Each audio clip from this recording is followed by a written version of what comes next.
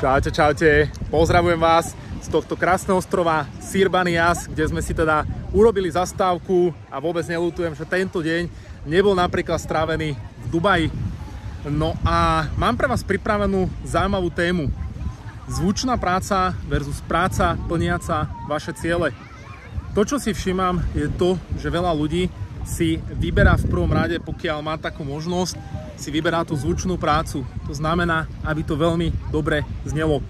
Samozrejme, nič proti nikomu, ale napríklad lekár, doktor, právnik, privátny bankár a tak ďalej.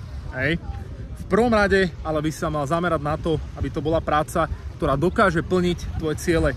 To znamená, máš dostatočný príjem, krásny životný štýl, dostatok času, plní ti to tvoje ciele, si tam spokojný, maximálne ťa to teší. Takže pamätaj si, radšej práca, ktorá plní tvoje ciele, ako tá zvučná práca.